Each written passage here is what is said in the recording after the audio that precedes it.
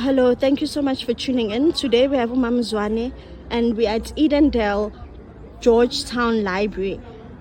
And Mam Zwane today is going to be telling us a history, umlando, about herself, her upbringing, as well as why we are here today. Thank you so much. Jikelele, greetings to all. Today we are here, this beautiful morning at Georgetown, Edendale, where I was born in 1960.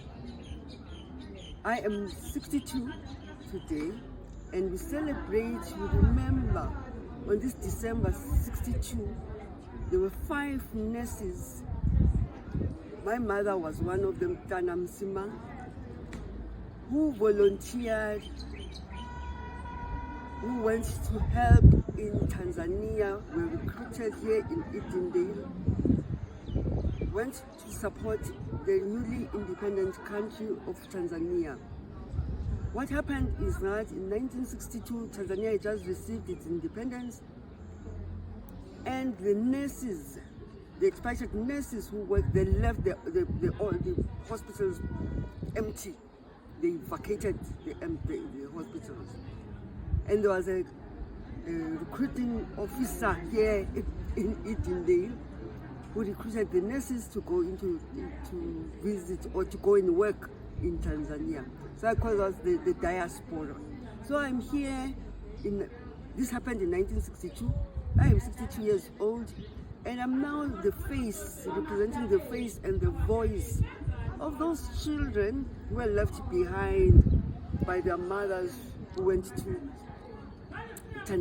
serve in Tanzania, the diaspora, as we can call it today.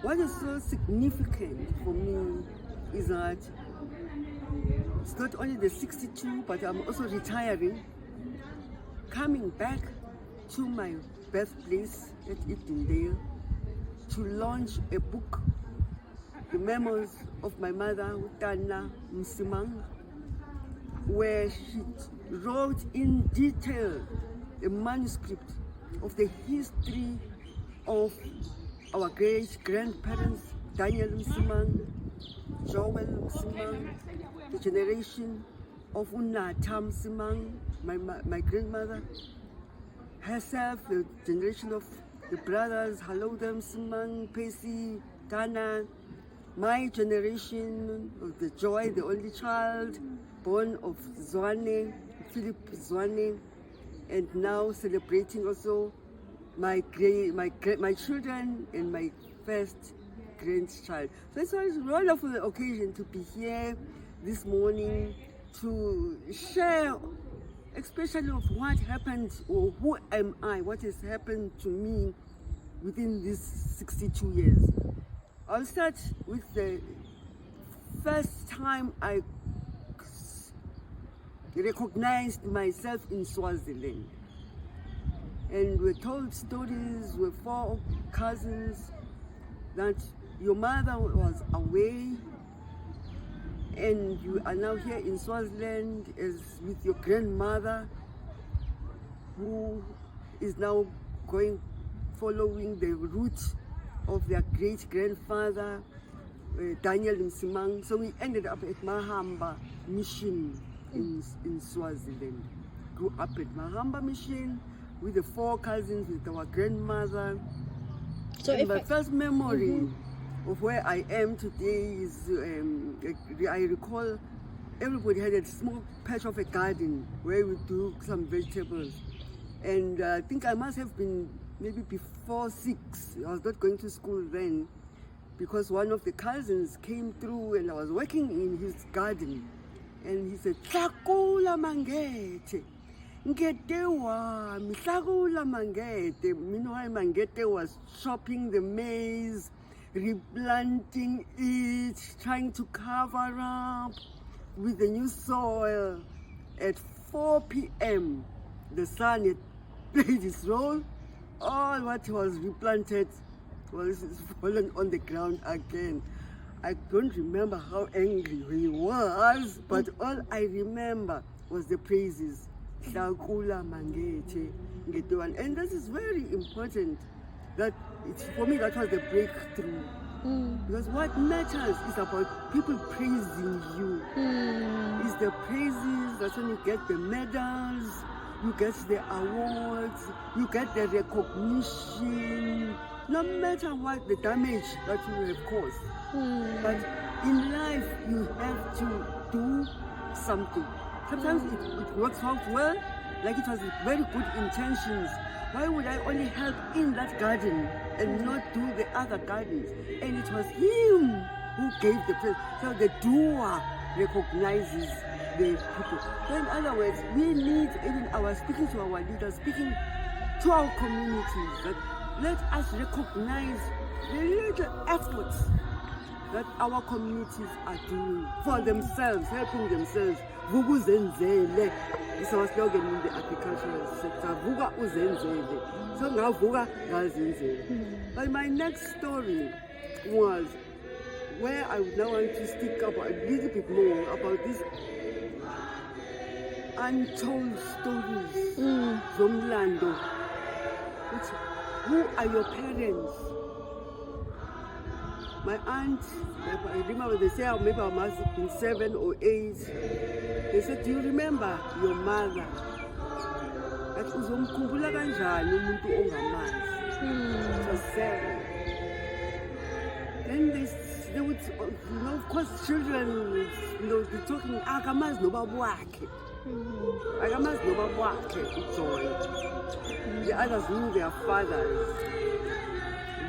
Ubapesi, ubaboy, uma wakho awuba uma wakho, bani babo wakho. And I think in defense I said, my father is a radio, because I had said that was he was a radio announcer. So not the correct big translation, we hear radio.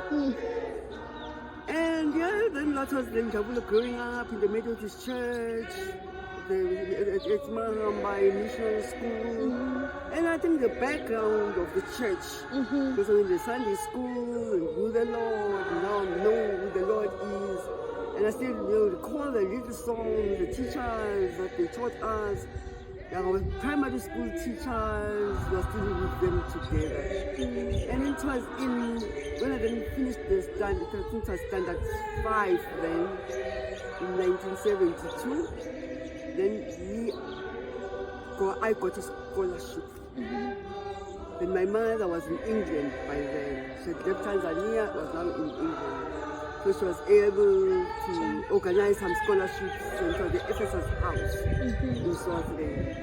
And we went to St. Michael's School in Manzini, where I did my Form 1 now. And there's this village girl coming from Mahamba, and you're mixing. I mean, there we had the children of the kings, Nomaswazi, and even the tone, because we sang Siyazunda, because we're closer at the border between Pititif and Mahamba. So we're not speaking Swazi, so they're saying Siyazunda. So just another sort of Mahamba. Yes, it's tough. But by friends. So I was a friend to Jasmine, Fiki the Similane, the late Jasmine, Ola Hiso. And so her parents were doing very well in Mbabane. They would come and pick me up. I would be together with the family. And strangely enough, we discovered that they were also friends to some of our cousins, to my other cousins, our neighbors at Mahamba. The Mkhwanazi family, Obuti. So it was so welcomed, and then I also felt, like no longer Jim comes to Joburg, I was now in it. I was, and integrated to the Mkhwanazi family, going out, and, with the Bopigile. So I was with it, and, even the provision coming from the families, I was part of that recipient. Finished, and then I had a cousin who helped me, Nomkosi, where we are staying right now. She was already at St. Michael's School. St. Michael's School, then we went Form 3, I finished Form 3. Then that was 1976. with this Soweto uprising. So somehow there's a little bit of well of friction in Swaziland. So they collect all of us from South Africa, where I was then went to Zambia. But at the same time, Mama has now come back from England, was working at Zambia at the Mindolo Economical Foundation. Then she came to pick me up, got hold, and then I was integrated into the June 16. So in Zambia I was called also Mama wa Soweto. So they said, oh, Mama wa Soweto. So I just became Mama wa Soweto. Went to Ibenga Girls School. It was in one of the rural Luansha towns where my mother worked as a nurse at Kilombero Hospital. So I was part of that integrated family. And for the first time, I was with it. I was top of the class. You know, we were a foreigner. Because it was difficult, you know, you're not speaking Bemba. They said, Bazenza Belungu, Mzungu. You know, it's just, it's like a white. Doesn't speak, doesn't eat the food, carpenter. I don't go, carpenter. You can't eat the beans, everything. I'm tired. That's what I can't. I could not eat the food, and just the culture was completely different. When you know that time you're 16 years old. But what also helped was that it was a Catholic school. So again, the word of Christ just found a good ground for it to grow, finished, passed. And strangely enough, now I look at my results, history was one of my best subjects for O level. Went to the University of Zambia, but I'd always wanted to do chemistry. I had a vision just doing chemistry. So I did, my first degree was in chemistry and botany at the university. But that was not a good year for me, because we sort of got caught up in the generational, between the generations. And you know, and it's a year that needs to be looking back. That's a very critical year for young girls getting into university, because you get exposed. So we ended up, you know, being the highlights of the university. At every party, we were dancing there, chikokoshi, 1, 2, 3, chikokoshi, maka, chikokoshi, 1, 2, 3, chikokoshi, always doing chikokoshi. Until then we were together with the Africa. We were now sponsored by the United Nations. And then at that point, the ANC, you know, with the June 16, then they said they were opening Solomon Mahlangu College, then in Tanzania.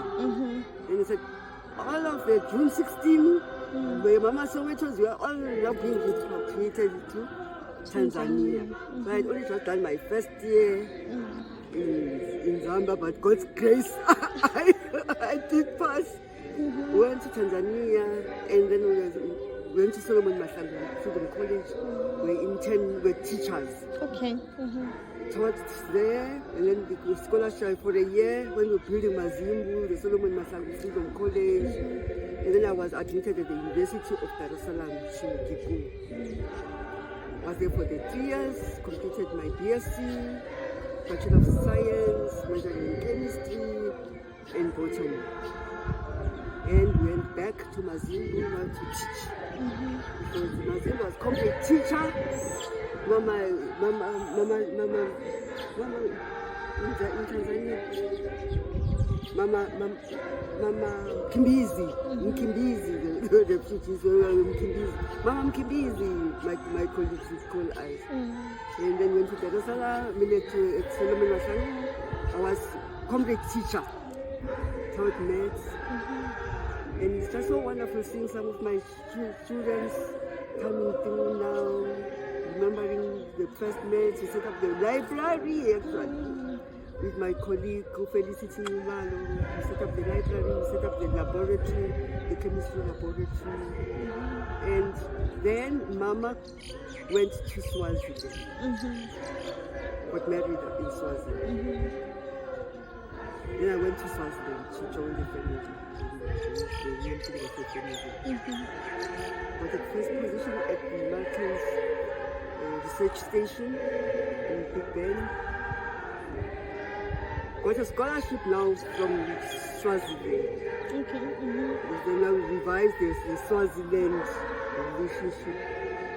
And I got a scholarship to the University of Birmingham to do plant genetics resources. There also it was a very difficult year for me because I was now the oldest one. This time it was 24. And the youngest students, the A-levels are 18, 19. So and we are the only black one in the class. We have never seen a test tube or centrifuge. And now it's time to demo and working in groups and everybody will avoid you. And the teachers, I think even the lecturers were very sensitive. They were sensitive to that. So of course I did not make it during that first year. And they recommended that I be transferred to the Welsh plant breeding station in Aberystwyth.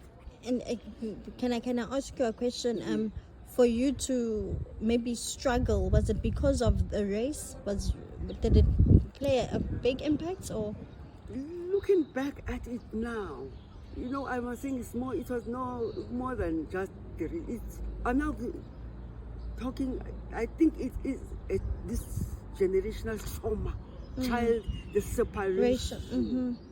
Because when I look at the history now, all these things, imagine you go through here, you go into very fast, everything comes well, but something blocks. So there is a trend, is a common trend that has been happening.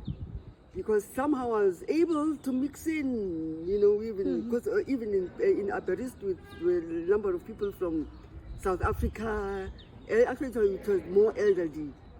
So it was not an age issue. Because maybe in that diploma class I was, but going to the Welsh plant breeding station. So I was not supposed to be in the classroom. I was supposed to be in some research institution itself. And they identified that through career counseling. That the way we hear your story, then arrangements were made for me to go to Aberystwyth to do a diploma, start with a diploma, get the grounding properly, especially on the instruments and all the utensils that are being used, because us we were just being with the teachers, we just write on the board. And to be written, the lessons were also in Kiswahili. And the teacher would say, Asamahani, if me I've got 100 students hapa ambayo wanajua Kiswahili, ni wewe ni moja tu. Hapana, wewe jifunze Kiswahili.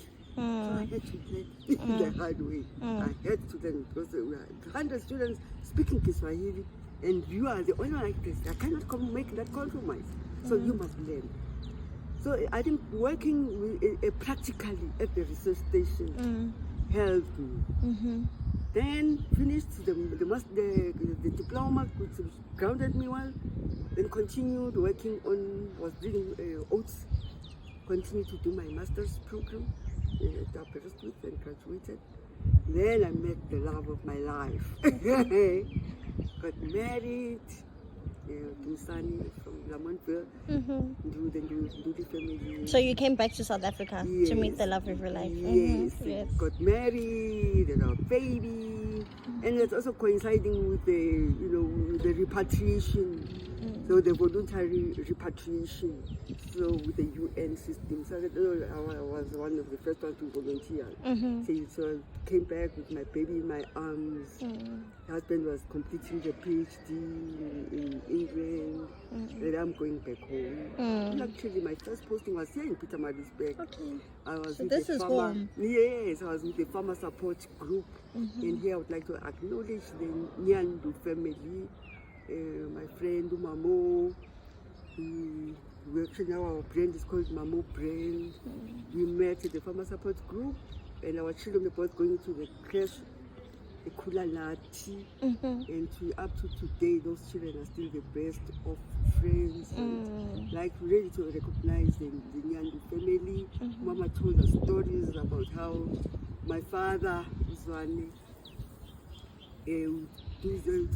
before the cinemas, when they do, and he would translate whatever cinema on the wall. So the children would come in, I have a picture of them coming in, and he would translate everything. When the picture plays, he would translate for them. And those are the memories that we share with this.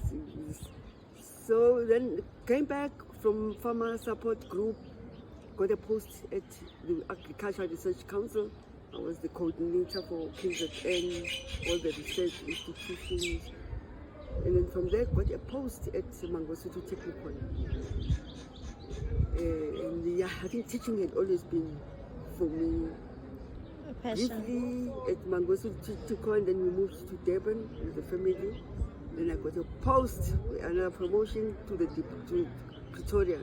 I was appointed the director of the Department of Agriculture for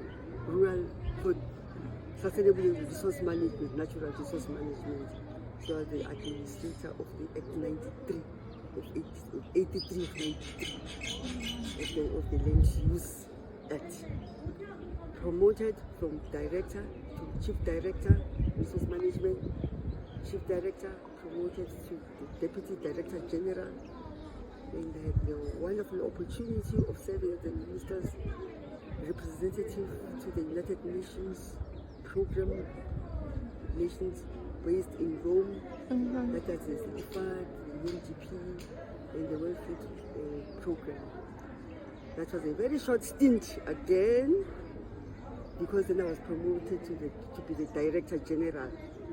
So it was hardly a year in that role in the office in Rome, and I was called to come and serve my country as the Director General. It was also a very short stint, and I wanted to mind this short stint. There's a trend. Very short-lived. That's why the post was over, so I had to resign from the public service. And fortunately, then got another post now in the private sector with the Ilovo Sugar. And I was now responsible for the small-scale outgrower program in Malawi, Zambia, Mozambique, South Africa, what's the other one? Tanzania. So it was like, I'm going back to my roots, going back to my full roots. circle. Yeah, so it was wonderful, being able to apply the Shagula Mangete now at a larger scale in Africa. And by that time, actually, when I was with Ilovo Sugar, then that was the last one. Then I said, no. I established my own little company, PPP, for rural development. And I've been just operating from PPP and using the alumni. So I'm the former support group, former Mangosuthu, former ARC, former agriculture, former. So the former, the alumni, helps promote your brand. So that's what I'm using now. I'm the former. And the former. Your foundation. The former. So we are now going to establish, we are here to establish a foundation. That foundation with the memory of my father, Zwane. Bisanetini, losing the 7 goals of this conference. So each goal, it is our aim. I'll be monitoring, I'll be the unofficial rapporteur, self-appointed rapporteur, behind the scenes, ensuring that the conference goals and the discussions and the deliberations are captured, and that we show the post-workshop. So this is not just a talking shop. So they found the Zwane Msimang Foundation, capturing, so my father captures the goals, the sanity, and my mother was very passionate about virtues. She would scream when you say values. It's not values, it is virtues. So I'll be using her pen name as naturally the company will not be the virtues company. So just talking about those virtues, and that's what I'll be using the program that I'm a board member of, the Generation of Leadership Discovered Gold, which is also housed here at Upata and extending to Nichols School as well. So for me, it's really coming back, going back to my roots and giving back to my community, where our history, umnotho esinawo, will now be documented. We'll also be launching a book, the memos that my mother wrote, handwritten, which will now be translated into a book. And must buy the books, raise the money for the funds, and yeah, that is my story. Okay, thank you so much, Mam Zwane. Thank you so much. I think the most important thing that I've learned sitting across you now is the depth of history, of how everything in our lives are always just aligned. Things happen in a mysterious way once, and then another time you just realize that it all comes together, and the alignments everything just comes full circle, just like you going back to Tanzania and becoming the person that you are today. I just have one question, and the question is, what is the importance of documenting untold histories or untold stories, or if I could say like silenced voices? What could you talk to, especially the youth, of the importance of oral histories and the importance of documenting? And I really appreciate what my mother did, handwritten. I really appreciate. I could not ever have known. And indeed, some of the stories, we are hearing them for the first time. And this is what happened.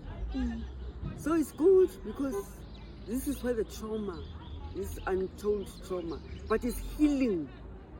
It's also healing, because some people, do not heal. And actually, I must also say that until my mother passed on, she did not have this opportunity of healing, or speaking out. Her life my life and hers was just the same. But the last 3 years, my mother had mental dementia. And I know what it is, to see this woman was the first magistrate, the first Zulu magistrate in the United Kingdom. That's what we'll also be showcasing. And now with dementia. So it is the mental sickness, I think we, even in our communities, it's about uyahlanya. Ugogo ulahlekile, then uyashaywa kuthiwe uyaloya uyathakatha. So there's a lot of education and a lot of sympathy, empathy, compassion that we need to express towards, especially our elders. For me, I think the last 3 years, I just said, leaving everything, dedicating it to supporting my mother. So this trauma, and I think the purpose of this foundation is to assist those young children. Even it's the grannies that we want to be targeting. Because now the grannies are now the source of income for the young ones. They are now looking out, they have to look after the children. So each granny or granny is now becoming the source of income. So we want to get them at this generation where they will start working, avoid being vultures. So we're preparing a vulture restaurant with the proper setting. It is a menu. You start with the starter, eating properly, healthy, well. Don't compromise on the food. Dine well, because this is where your mind, look after your mind properly, because you think properly. be creative, be innovative. My grandmother was very innovative. She was actually 62 as well when she went to Swaziland. Because, and I'm saying I'm retiring, but that was when she started with 4 children. So who are listening, and I hope, my prayer, my wish to all the participants online, on Face, here at this century where we are. Know my children, the youth, especially I'm talking to the generation of leadership, discovered that this Pietermaritzburg vision of 2040 is in your hands. Thank you very much. Thank you so much.